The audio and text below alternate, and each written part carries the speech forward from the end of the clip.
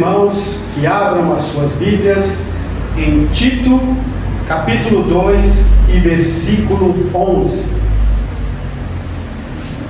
Aleluia.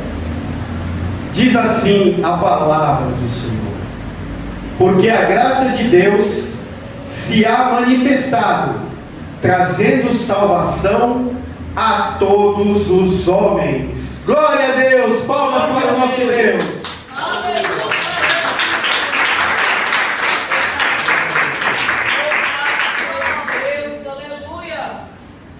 Irmãos, aqui, esta palavra está no livro de Tito, e Tito, ele foi um jovem gentil convertido ao Evangelho, convertido e que ajudou muito Paulo. Esta carta endereçada foi escrita por Paulo cerca de 65 anos depois de Cristo, a este jovem que foi Tito, um jovem gentil que muitos estudiosos, por ele não ser citado em Atos dos Apóstolos, dizem que ele poderia ser irmão de Lucas, mas são apenas suposições, nada é comprovado. E estamos aqui citando este título para falar da graça manifestada, a qual ele se refere aqui, a qual Paulo se refere. E que graça é essa, irmãos? Esta graça é Jesus. Não existe outra graça senão o próprio Filho de Deus. Jesus é a graça, é de Jesus que Paulo está falando nessa carta que encaminhou a Tito. E existem vários sentimentos: tristeza, alegria, raiva, gratidão, inveja, etc. Poderia citar vários sentimentos ao qual nós estamos sujeitos e ao qual o nosso Deus também sentiu. Ele se alegrou, ele chorou, ele teve tristeza, ele teve decepções, ele sentiu a ingratidão na pele. Jesus Cristo sentiu todos esses sentimentos. Mas a palavra de Deus nos ensina, e Jesus é enfático em dizer, que o maior, o mais puro, o mais forte, sublime sentimento é o amor. Amor este que Deus sentiu pela sua criação. Amor esse ao qual nós falaremos hoje. Pois existem muitos sentimentos. Esperança é um grande sentimento também, ao qual está introduzido em nós. Nós temos que sentir esperança, como foi pregado anteriormente aqui. Mas hoje falaremos do amor. O amor que Deus teve pelo mundo. Glória ao teu nome, Senhor. Deus seja glorificado. Aleluia. Aleluia, Jesus. Antes do homem e antes que houvesse muitas coisas, sabemos que Deus já havia criado os anjos. Deus os havia criados seres celestiais, seres espirituais como o próprio Deus. Porém, houve um sentimento que tomou conta de um dos anjos, que foi a inveja. Esse sentimento levou esse anjo a se rebelar e querer se igualar ao Criador. Ora, quem poderá se igualar ao Criador? Pois que antes que houvesse dia, eu sou, diz a palavra do Senhor. Por mais que existam criaturas celestiais como os anjos, nenhuma pode se comparar ao nosso Deus, pois Ele é o princípio de tudo.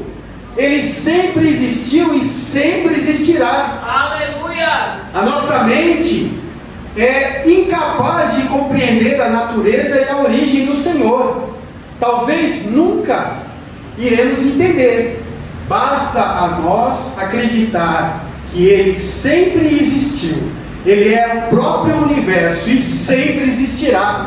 Ele é o Deus vivo, Deus Todo-Poderoso. Bem, citando o amor, após essa rebelião que levou a Lúcifer, o anjo de luz, ser expulso do céu com a terça parte dos anjos, Deus resolveu criar o homem. Sim, Deus resolveu nos criar. E olha o amor de Deus já aparecendo aqui. Como sabemos, Deus não criou o homem com uma ordem, com uma voz. Faça-se o homem se fez. Não. Ele teve todo o carinho e cuidado de nos moldar do pó da terra, a sua imagem e semelhança. Aleluia. Com amor, com carinho, e nos fez homens que aqui estamos hoje para comprovar e provar esta beneitude do nosso Senhor. Aleluia. Glórias ao Senhor Jesus.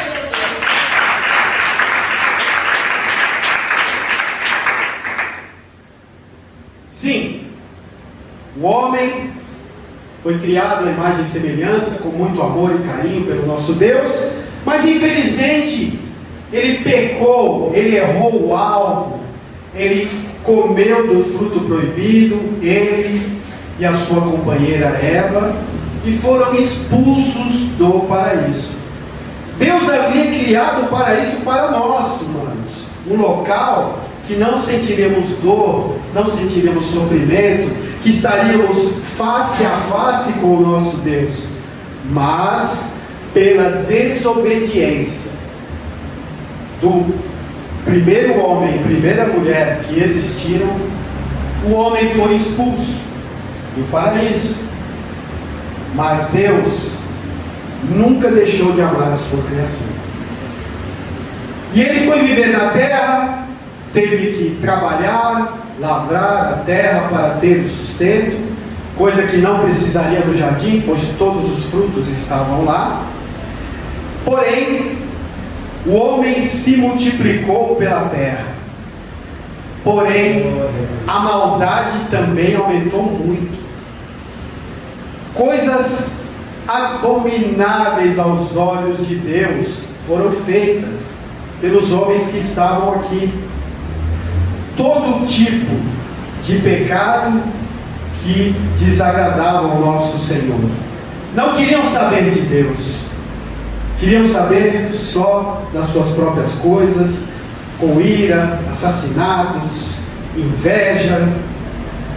E o Senhor ficou tão desgostoso que resolveu destruir o homem, destruir toda a sua criação. Porém, mais uma vez, agindo de benevolência, agindo de amor com a humanidade, ele achou graça em Noé, que era temente ao Senhor, e o instruiu a construir uma arca, e não o destruiu. Salvou ele e a sua família e um casal de cada animal na terra. Está em Gênesis 6, capítulo 8. E assim, a humanidade foi salva para um novo recomeço, para que nós tenhamos uma nova chance, mais uma demonstração de amor do nosso Deus. Ele teve complacência conosco. Passados os tempos, a humanidade começou a se espalhar novamente, e Deus, agindo novamente com amor, resolveu eleger um povo para ser chamado de seu, um povo que fosse exemplo para todas as nações da terra. Neste momento, Deus chama Abraão, está em Gênesis capítulo 12, 1 ao 3, e ele disse a Abraão para sair da sua parentela, ir para uma terra distante que ele mostraria, e que ele faria os seus descendentes serem como os grãos de areia do mar, como as estrelas do céu. Aleluia. E assim o fez. Mais uma forma de Deus mostrar o seu amor ao seu povo. Glórias ao nosso Deus. Glória a Deus.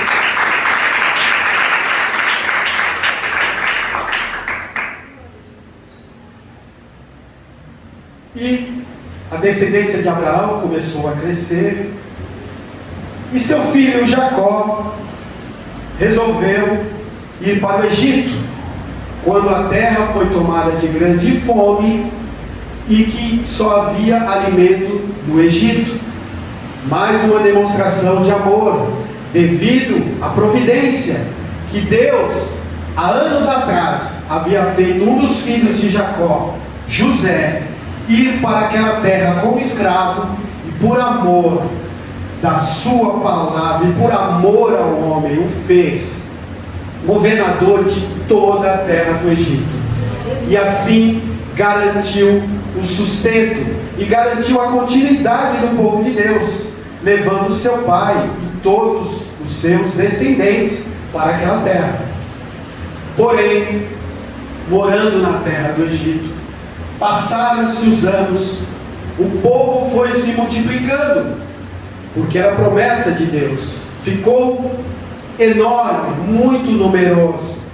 Passaram-se faraós que não conheceram José, não sabiam dessa história, e com medo de uma revolta do povo, os escravizaram, e eles ficaram presos naquela terra, desde a ida de Jacó até sua saída, por cerca de 430 anos. Contudo, agindo mais uma vez com amor, Deus levanta Moisés, o libertador, que volta da terra de Midian após o exílio e retira o seu povo da escravidão, levando rumo à terra prometida, de volta à terra de seus pais, de volta à terra que Jacó havia saído. Está em Êxodo, capítulo 12, versículo 37. Sim, o tempo passa, o povo fica no deserto por 40 anos, por duvidar da promessa de Deus. Ficaram andando em círculos e não adentraram na terra prometida, pois Deus disse que só a próxima geração entraria, a próxima geração que não tivesse os vícios da escravidão, pois o povo murmurava no deserto, a qualquer dificuldade já clamavam a Moisés que não seria o melhor ter ficado no Egito, porque lá havia água e comida. Ora, era um povo escravizado que tinha natureza escrava e não sabia o que era liberdade. A liberdade, ela é muito boa, mas ela tem seu preço. Quando você é escravo, é um servo, você não pode fazer todas as suas vontades. Porém, o seu dono o alimenta, o seu dono lhe dá guarida, o seu dono cuida de você, para que você continue a servi-lo. Simplesmente é o interesse do seu dono. Mas quando você é livre, você não tem um dono. Você tem que lutar pelas suas coisas. Você tem que ir atrás. E este povo não tinha esta mentalidade.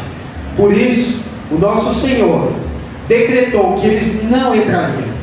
Passaria-se 40 anos e só a próxima geração, que nasceria livre, que teria um espírito de liberdade, um espírito guerreiro, um espírito lutador, um espírito que não se acomoda com a situação. Este sim, liderado por Josué, atravessaria o Jordão e tomaria a terra que foi prometida a Abraão.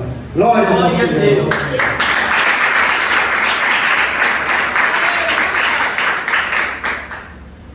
Passou-se o tempo, o povo foi instruído por juízes, e Deus era o seu rei. Porém, a natureza humana mais uma vez se manifestou. Apesar de Deus ser o rei daquele povo, ter juízes para os instruí-los e ajudá-los em certas questões, o povo, olhando as nações vizinhas, desejou ter reis. Ora, Deus era o rei do povo, Deus é o rei do seu povo. Aleluia. Mas eles quiseram se igualar às nações e clamaram ao profeta Samuel que lhes desse um rei. E assim foi feito. Deus, mais uma vez agindo com amor, permitiu que eles tivessem reis. E um desses reis foi Davi. Davi é considerado por muitos na Bíblia como o maior rei de Israel. Mesmo sendo aquele segundo o coração de Deus, ele era um homem falho, como nós, tinha desejos, sentimentos, e uma vez sucumbindo a esses desejos, influenciados pelo inimigo de nossa alma, que é Satanás, que está sempre à nossa espreita, está sempre ao nosso derredor, nos observando, vendo as nossas atitudes e achando um jeito de tirar proveito da situação, entrou na mente de Davi e o fez pecar. Como sabemos, ele pecou com Batseba, que era mulher de Urias, um de seus valentes, e foi gerado um filho do fruto deste pecado, deste adultério. E Davi, confrontado pelo profeta Natã, está em Samuel 2,12, que revelou a Davi o seu pecado e colocou a lume à vista. Davi se arrependeu sinceramente de coração, e Deus mais uma vez agiu com benevolência e perdoou o seu pecado. Porém, o nosso Deus, Ele é santo, benevolente, mas Ele é justo. Ele age com justiça. O pecado de Davi foi grave demais.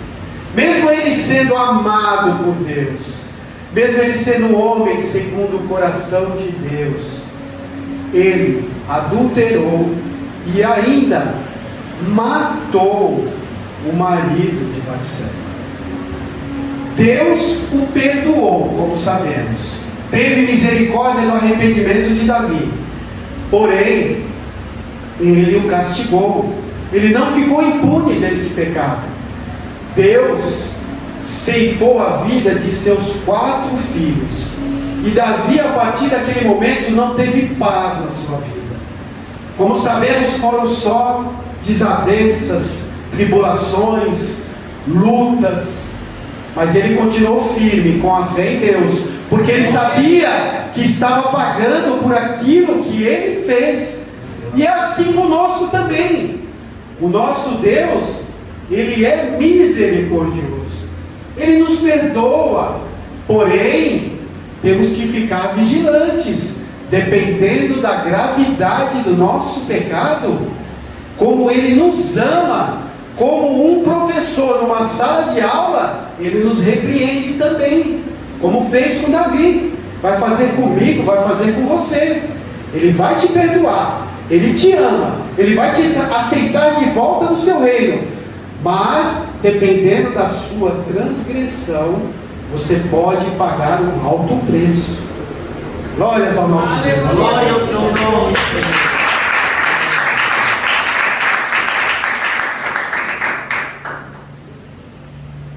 O tempo passa, reis vão e vêm em Israel, reis bons que seguem a palavra de Deus, reis maus que não seguem a palavra. O povo se rebela, o povo volta a Deus, e Ele sempre perdoando e tendo misericórdia, mostrando o seu amor. até que a graça se manifestou.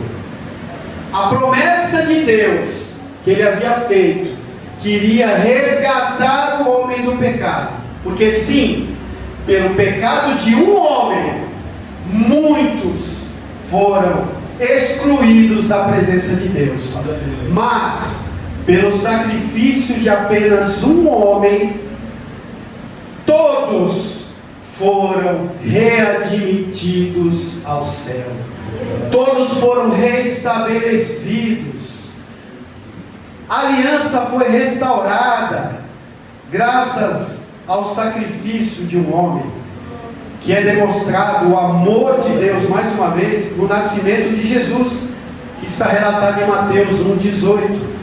Jesus vem para vencer o mundo. Jesus, Ele vem e vive 33 anos conosco. E temos alguns relatos históricos que Ele percorreu Israel, e como Israel é um país relativamente pequeno, Israel possui apenas 470 quilômetros de comprimento e 130 quilômetros de largura. Ele está encravado no meio do Oriente Médio, no meio de várias nações pagãs, até hoje, exatamente como era no tempo de Jesus, como era antes. A terra prometida, Canaã, está encravada em meio a povos estranhos que cultuam outros deuses. E relatos históricos dizem que Jesus percorreu aquela terra, mas em que em suas viagens ele não percorreu mais que 160 quilômetros. E é perfeitamente plausível, levando em considerações as dimensões de Israel. Mas mesmo andando somente por aquela região, a sua palavra foi levada aos 4 cantos da terra, e está viva, eficaz, até os dias de hoje.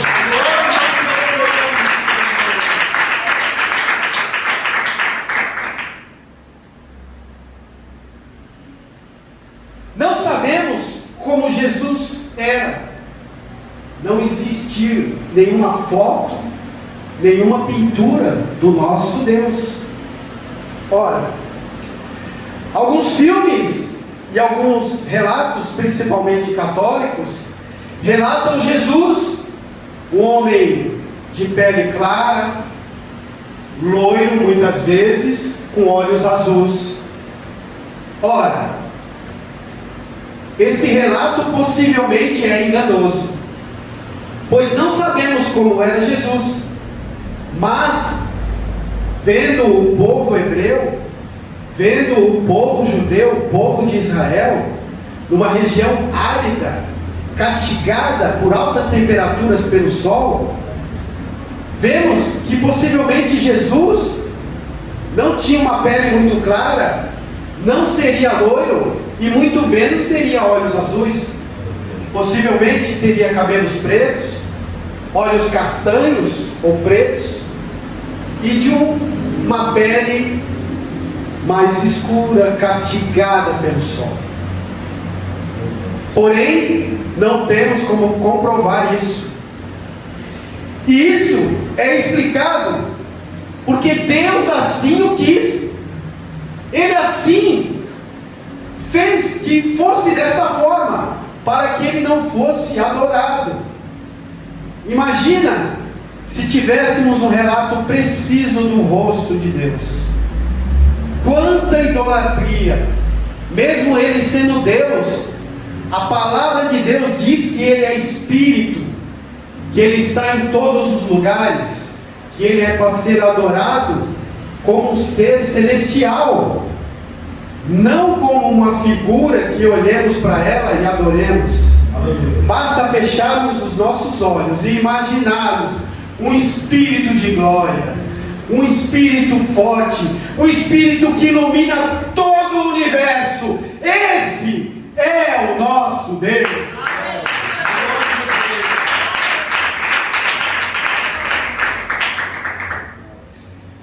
Jesus mais uma vez, cumpriu o amor de Deus conosco.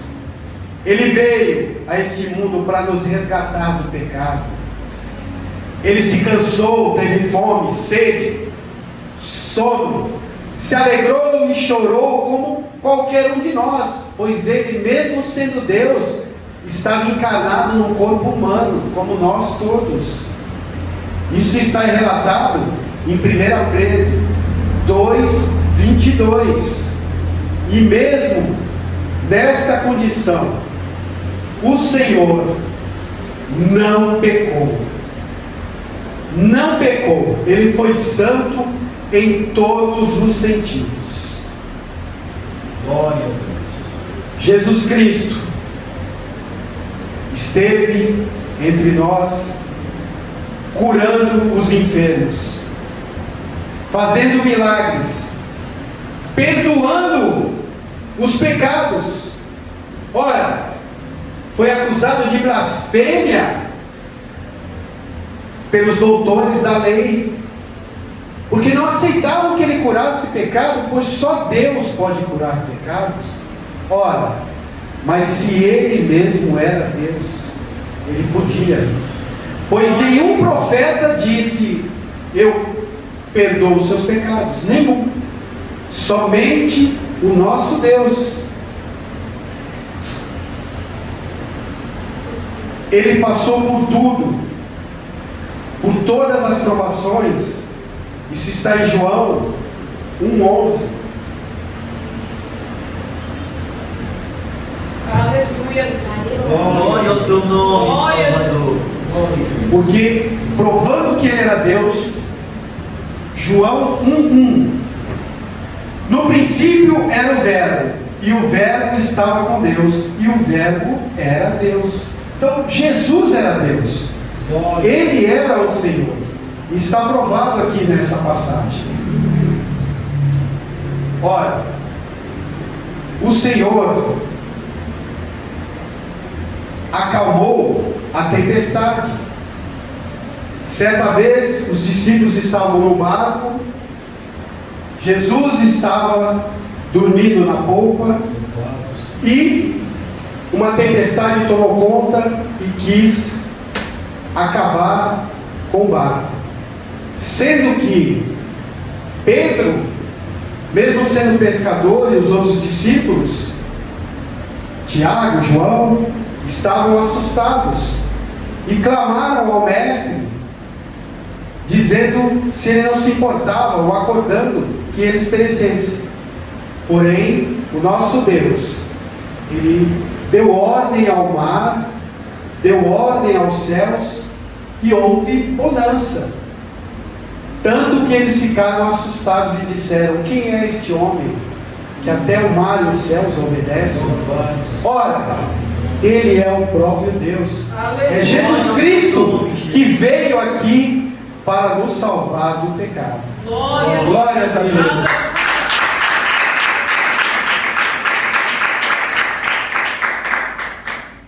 Ele é o nosso Senhor. Glória a Deus.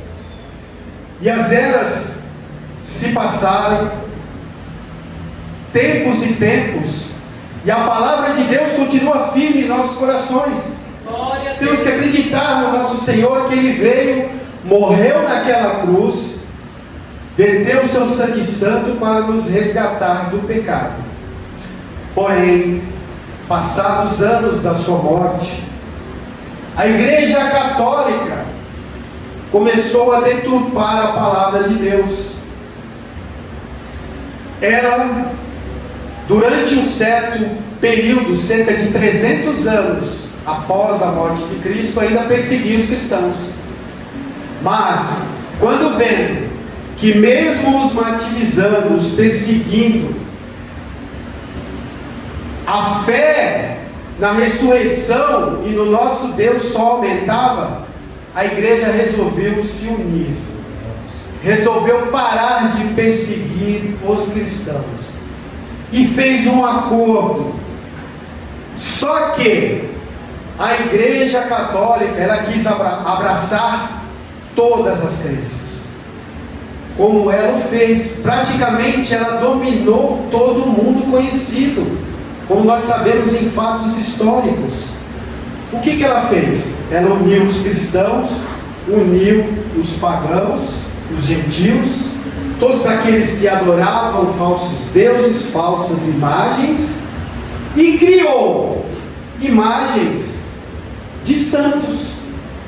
Ao longo das eras, criaram adoração à Virgem Maria, criaram adoração a São Pedro, Santo Antônio e uma infinidade de santos. Ora, a Virgem Maria foi uma mulher escolhida por Deus para dar à luz, e foi o meio físico que o nosso Senhor teve que usar para vir a esse mundo. Mas ela não pode ser idolatrada como santa, pois ela não tem poder para nos ajudar, poder para nos fazer nada. Reconhecemos que ela foi a mãe terrena do nosso Senhor, sim. Porém, tudo que pedimos tem que ser em nome de Jesus, em nome do nosso Deus. Mas a Igreja Católica abraçou este mundo, trouxe essas imagens, e assim houve paz. Ou seja, ela dominou toda a região da Europa praticamente, toda aquela região do Oriente. A influência da Igreja Católica era imensa naquela época. A partir do ano 300 até cerca de 1500, a igreja era absoluta. Os papas, os padres, os bispos, eles mandavam em reis, mandavam em nobres. Imagina no povo. Todo o povo era submisso. Toda a palavra de Deus estava nas mãos de poucos. Eles não permitiam o acesso à Bíblia, nem mesmo aos nobres. A igreja deixou a Bíblia em latim, uma língua que só os nobres e os padres sabiam. O povo não tinha nem conhecimento. Começou a cobrar indulgências do povo. Ora, imagina, alegava ao povo que se eles fizessem alguns votos, pagando uma certa quantia, eles podiam ter os seus pecados perdoados. E ia além ainda, perdoar os pecados de entes que já haviam morrido. Olha que absurdo, que heresia. Mas o povo, subordinado, e mesmo reis e nobres, a igreja, que detinha essa palavra com mão de ferro, e não permitia que a Bíblia fosse lida por ninguém, dominava todo o povo. Mas o nosso Deus, mais uma vez, agindo com amor pela sua criatura, e vendo que estávamos cegos, estávamos sendo enganados, estávamos sendo oprimidos, mais uma vez levantou um homem que teve a coragem de enfrentar esta igreja, que teve a coragem de mostrar a verdade. Um frade, por nome de Martinho Lutero, que em 1517, no dia 31 de outubro, em uma pequena cidade da Alemanha, pregou na porta de uma igreja as suas 95 teses. Ora, nada mais era um estudo bíblico ao qual este homem havia feito, e chegado à conclusão que tudo aquilo era heresia, era blasfêmia, o que a igreja ao qual ele pertencia, e que foi doutrinado durante a sua vida a acreditar, era mentira, estava enganando o povo. Eles chegavam a vender a relatos pedaços da cruz em que Jesus foi crucificado. E o povo comprava. Ora, desde 300 depois de Cristo até cerca de 1500, vários séculos se passaram, a igreja lucrando com a ignorância do povo, vendendo pedaço da cruz que Deus foi crucificado, entre outros objetos. Ora, qualquer pessoa sem muito conhecimento, mas que parasse para raciocinar, de que tamanho era essa cruz? Quantos pedaços poderiam ser feitos? Ela não acaba nunca, é infinita? Era impossível isso. Estava na cara que era mentira, enganando o povo.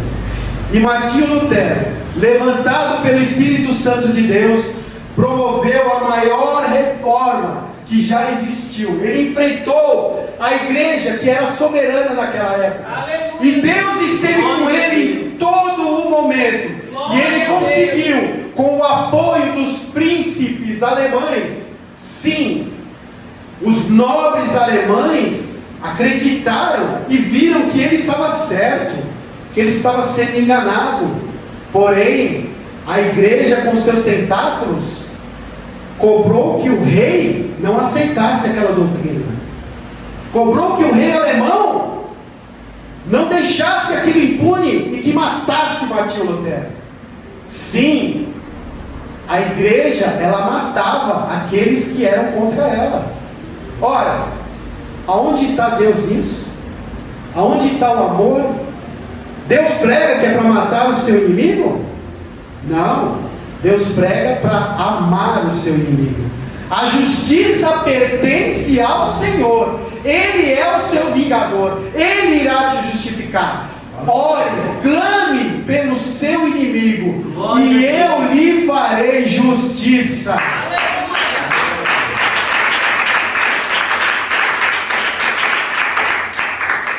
Glória a Deus. Sim, a igreja cobrou do rei, tanto é que o rei alemão quis acabar com Martinho Lutero, tirar todas essas teses do reino e não permitir que aquilo se espalhasse.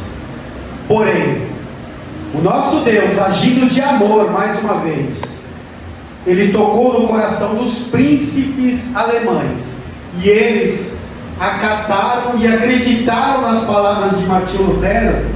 Eles viram que aquilo que ele dizia era verdade e que eles estavam sendo enganados, a ponto de que numa reunião com o rei, com o representante do Papa, eles colocaram as suas cabeças nas mãos do rei, dizendo: nós não aceitaremos mais estas heresias de Roma.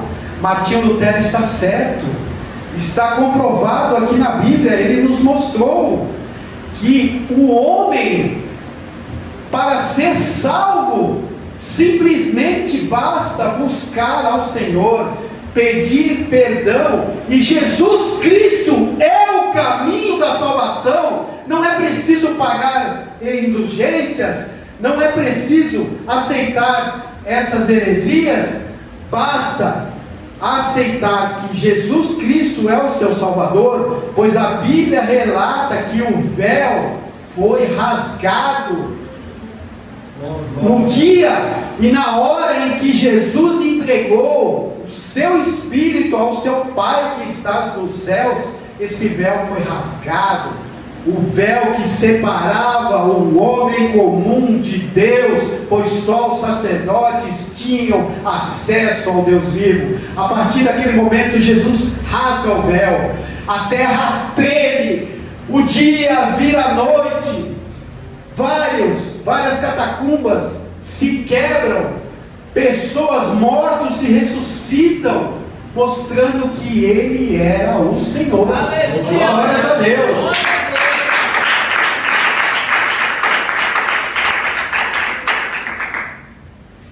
E assim foi feito? O rei não teve alternativa a não ser aceitar o que os príncipes queriam. Ora, os príncipes colocaram as suas cabeças aos pés do rei. Corte nossas cabeças então, pois nós não aceitaremos mais essa doutrina. O que Martinho Lutero está pregando é a verdade. Nós estávamos sendo enganados. E graças à coragem de Martinho Lutero, a benevolência do nosso Deus que usou esses príncipes que foram corajosos também para enfrentar a igreja, a Bíblia foi traduzida a partir daquele momento em vários idiomas. E graças a esta reforma, o dogma da Igreja Católica foi quebrado. E nós estamos aqui hoje para honrar o nosso Deus e falar da verdade que está nesse livro. Aleluia. Glórias a Deus.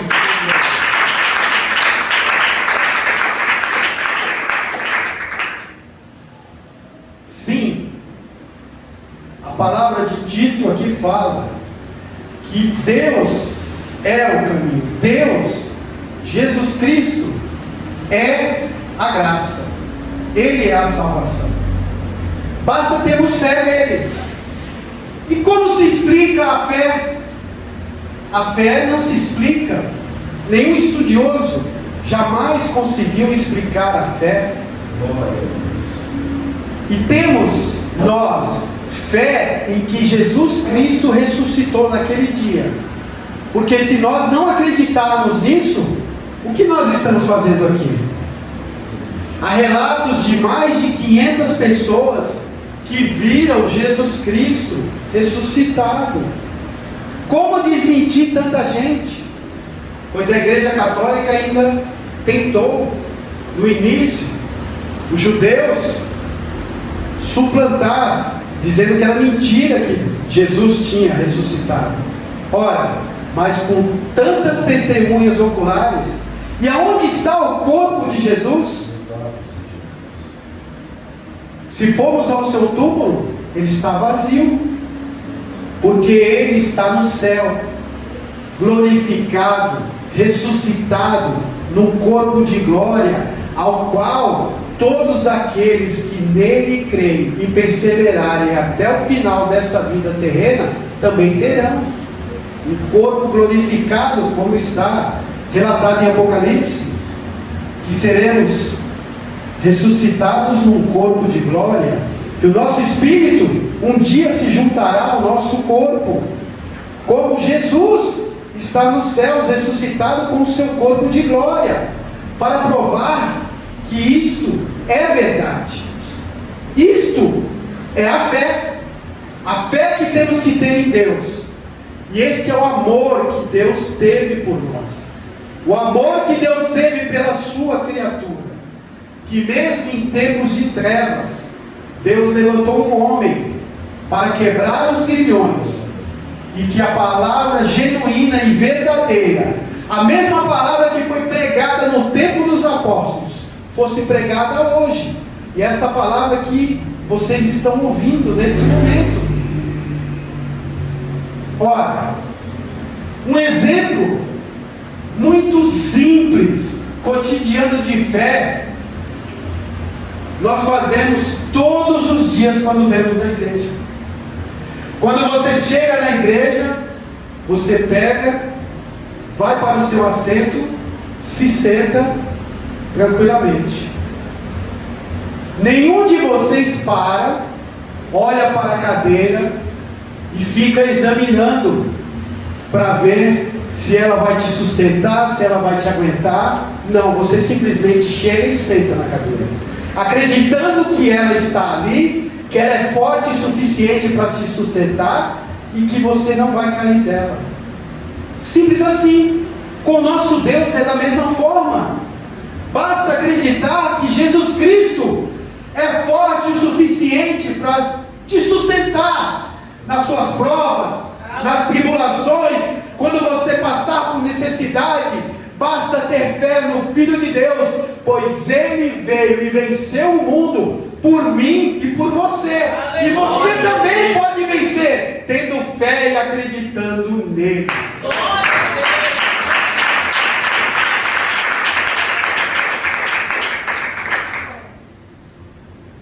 Este é o nosso Deus, que age com amor para com todos aqueles que o amam. Então, basta você entregar a sua vida. Qual dúvida você tem ainda? Ora, não precisa ser um cientista, embora muitos o neguem o fato, de fazer uma pequena análise. Nós estamos aqui num corpo de carne, que tem veias, tem sangue correndo, tem ossos. Mas se pararmos um minuto para pensar, como a vida nesse corpo? Como estamos nos movimentando? É óbvio que existe uma força maior que nos move, que nos faz estar vivos. E o que é essa força? É o Espírito, que, como a Bíblia relata, foi soprado em nossas narinas pelo próprio Deus. Pois quando Ele nos fez do barro, éramos apenas barro, mas Ele soprou um Espírito pelas nossas narinas, um Espírito de vida. É um milagre estarmos vivos. Tanto é que quando a nossa vida terrena cessa, o corpo volta ao pó da terra. O corpo para de se mover, para de se mexer. Ele cai ao solo e ali mesmo fica. Mas a sua alma, o seu espírito não. Eles são eternos. Eles têm um lugar preparado por Deus para você.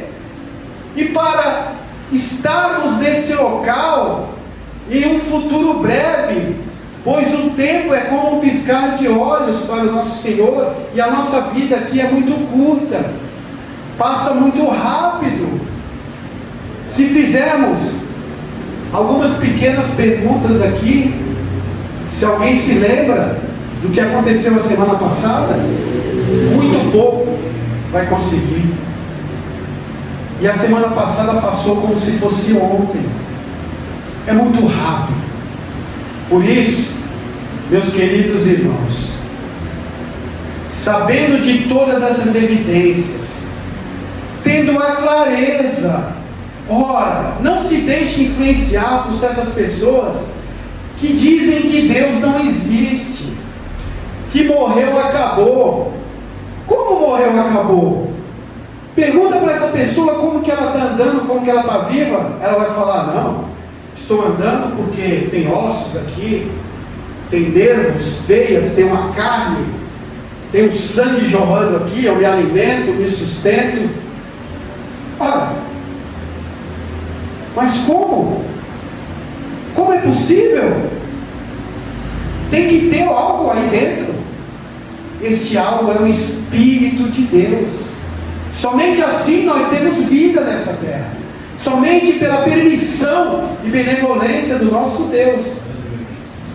E para onde esse Espírito vai? É você que decide, irmão. Hoje você tem a chance de decidir. Decida hoje, pois o tempo é curto. O futuro só pertence ao nosso Senhor. Quando acabar esse culto e sairmos por essas portas, não sabemos o que vai acontecer. Somente o nosso Deus sabe. Por isso, amados irmãos e ouvintes, o dia de aceitar Jesus é hoje. Não espere para amanhã. Amanhã poderá ser muito tarde. Jesus o ama de tal maneira que o convida hoje. Que você aceite Ele como seu único e suficiente Salvador. Dê o primeiro passo. Irmão, mas minha vida é torta, eu faço um monte de coisa errada, isso não é para mim não. Ora, isso é para todas as criaturas. Deus, Aleluia, Deus. Ele não se sente feliz em que uma alma se perca. Ele não quer perder nenhuma alma, mas Ele lhe dá a escolha. Deus quer que você o ame pelo que Ele é. Deus não quer obrigar você pelo que Ele pode fazer a segui-lo. Deus não quer te obrigar pelo seu poder. Ele poderia, Ele é Deus, Ele tem todo o poder. Se Ele der uma ordem, os espíritos se sujeitam a Ele, pois Ele é o Criador. Mas por amor a você, por amor à sua alma, Ele te dá a escolha, irmão. Então, aceite Jesus como seu Salvador enquanto é tempo. Ele é a luz do mundo. Ele é aquele manifestado que trouxe a salvação. Pois Deus nos fez para sermos salvos, e estarmos na glória, e vivemos com Ele no céu. Por isso, irmãos, não adie mais. O diabo, o inimigo das nossas almas, ele está aqui por perto. Ele sopra muitas vezes na nossa mente. Ah, tem muito tempo. O que ele está falando não é isso não. Rapaz, você é muito novo ainda. Não vai morrer não. Fica tranquilo. Aceita outro dia, hoje não. Mal sabe ele que está sendo influenciado por Satanás. Esse espírito que ao mesmo tempo está soprando isso na sua mente, neste momento agora, ele já está tramando uma cilada para ceifar a sua vida, assim que você sair dessa igreja, assim que você sair do local que você está, para que a sua alma se perca, pois ele é traiçoeiro e mentiroso. Ele é o inimigo das nossas almas, pois como ele perdeu o céu, ele perdeu o seu lugar de destaque, ele quer que você também o perca e vá para o inferno com ele. E ele vai fazer de tudo para que isso aconteça. Ele vai te enganar. Mas escute a voz do Senhor. Escute a voz de Deus. Escute Jesus Cristo, que morreu naquela cruz por amor de mim, de você. Não adie mais. Aceite-o hoje. Hoje é o dia da mudança. Não deixe para amanhã, pois o amanhã pode ser muito tarde. O amor de Deus está na sua vida hoje. Não adie mais. Jesus é o caminho e a vida, e ninguém irá ao Pai senão por Ele. Glória a Deus. Glórias ao nosso Deus. Que o Espírito de Deus fale aos seus corações, pois o dia da salvação chegou. É hoje, meus irmãos. Não adie mais. Jesus é a porta e a vida. Glórias ao nosso Deus.